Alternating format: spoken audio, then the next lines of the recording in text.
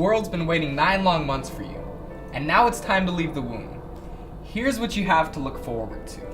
Blankets. Diapers. Sleeping. Pinching. Crawling. Walking. Smash peas. Car seats. Rattles. Teething. Sleeping. Diapers. Bottles. Crying. Peekaboo. But that's just the first 2 months. After that, you gotta wear clothes. Potty train. Learn to speak. And go to school, where you'll meet other kids.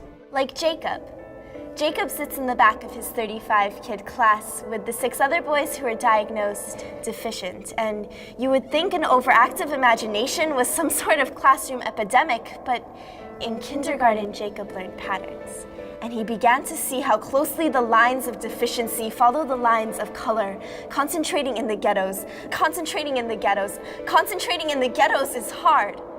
When the number of prescriptions written increases in direct proportion with the concentration of minority populations. Tell me how Jacob's not supposed to see a pattern here.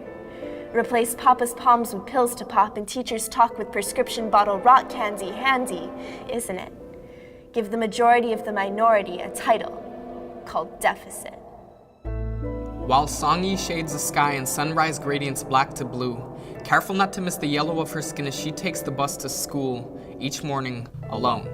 Daddy can't give her a ride because Daddy didn't even give her a last name, so Mommy has to work 2 jobs to put food on the table. But as Songi studies art in 3rd grade, she is feeding her mind, and though the hard plastic chairs of the classroom and bus leave her sore, it's nothing compared to the pain of coming home to an empty apartment and struggling through her homework alone. But Songi is pushing through the pain to paint a better future. Just like Maria. But Maria speaks and smiles, not comprehending what the teacher is asking her. She just crossed the border. This land of opportunities about to be stuck in the kindergarten class that'll make her try harder than anyone else because her tests will always be in English. But she won't be able to get past the instructions. There's not enough time or teachers in this curriculum to wait for her. She has to catch up by herself, stuck in a vicious cycle of switching tongues because Spanish is spoken at home and English is required at school and Mama's language deficit.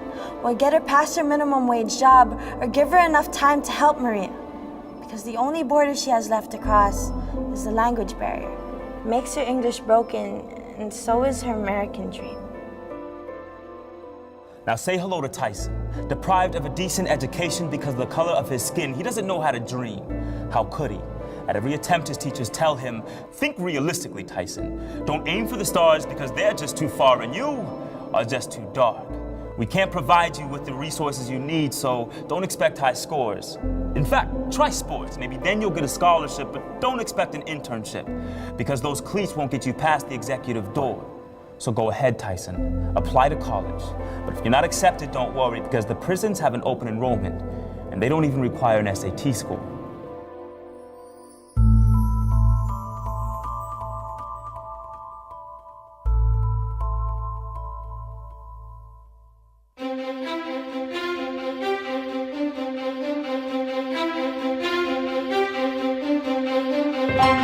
And here you are, kid, fresh and new to this world. Come here. I want to tell you a secret. Somewhere out there, scattered throughout the country, there are teachers, Parents, Volunteers. Policymakers. artists, and advocates working together for you, clearing the roads of potholes and red tape, creating a school system, A society. a world where you'll be able to play And learn. and live without struggle. It's not all gonna be easy, kid. But that's when you look to the support staircase of the school system, where everyone gets a chance to step up. because yes, it will be a long climb, And yes, gravity is working against you. but you will triumph. Because here's the best part. When we succeed, we'll pave the way for you to overcome all obstacles. As long as we can remember what it felt like to hurdle over our own. As long as we remember every day we've dreamed ourselves able. Every day we raised our hands in class answering questions about change. Lucky pennies are equal opportunity lenders, and so are we. So it is incumbent upon all of us to dream. Pick up the pennies we've dropped on the sidewalk. Pick up our wishes dropped and hold in our hands the copper-colored dreams we've left behind. Remember they're luckiest when heads up, because that's when we see the world we should be creating for these kids. Wage a civil war where education is the battlefield and equality must be fought for. It's not enough to wish. We must dream and do. Lincoln wore his top hat like a magician, but instead of white rabbits, he pulled out a dream of equality, for all colors. See how he always looks forward, with liberty at his back, pushing him towards a future only dreamed of. So to those listening, we dare you to dream with Jacob, Maria, And Tyson's liberty behind you and the future ahead.